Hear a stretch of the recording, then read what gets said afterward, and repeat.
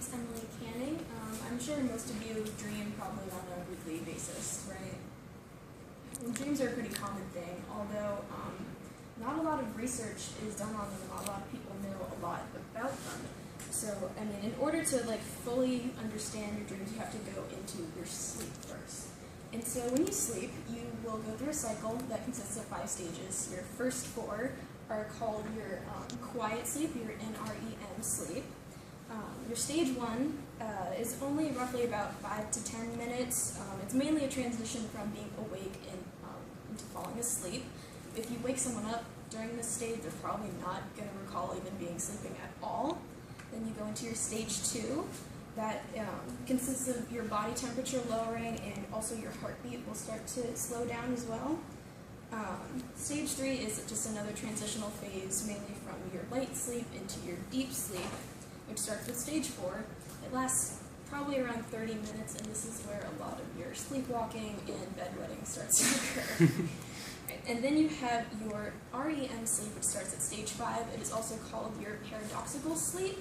They call it your paradoxical sleep because, unlike everything else in your body, which starts to slow down, your brain actually starts to become really, really active. So active that it actually is, it resembles your waking brain. You're actually awake. It's almost like the same kind of brain activity. When you're in your stage 5 sleep, that's when dreaming starts to occur, although in the earlier stages there are some mild hallucinations that do happen sometimes.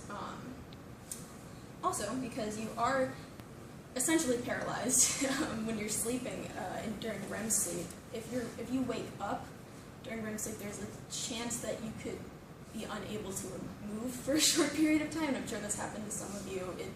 It's not anything serious. It lasts only about probably a couple seconds, but it is kind of really scary. When you're sleeping, you go throughout all the different stages, and actually the longer you sleep, as you can see here, your time in REM actually increases throughout the night, so you do spend more time dreaming the longer you're sleeping.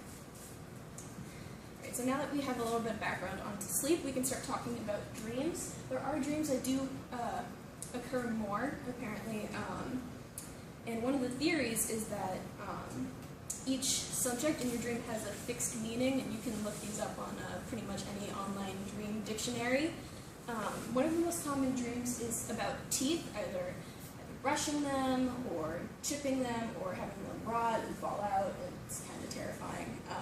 They say that if you dream about your teeth falling out, it could signify a lack of self-confidence or embarrassment, and if your teeth are rotting, it could have mean that you said something that you might have wanted to take back.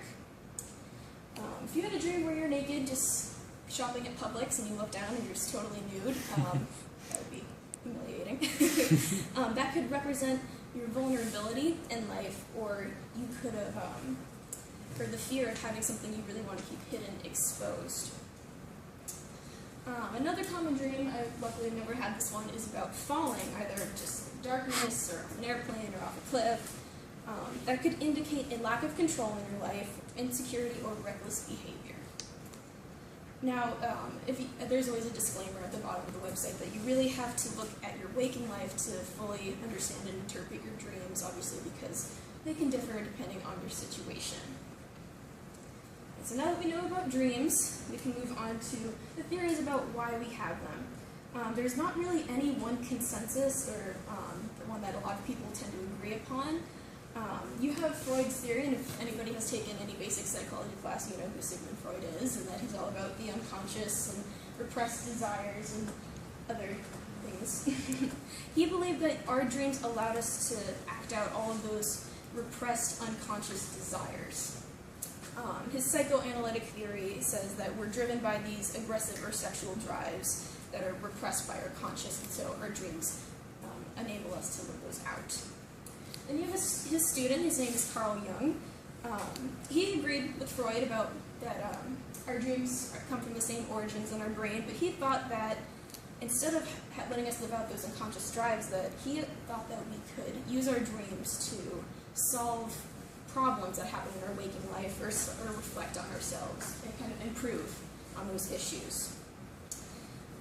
And another theory is the information processing, which says that while we sleep, we organize everything that we took in during the day, all the information about going to school and all of that, and our brain rehearses that, which is why people suggest that you actually, going through a full sleep cycle for about 90 minutes helps you retain information, so napping is very helpful.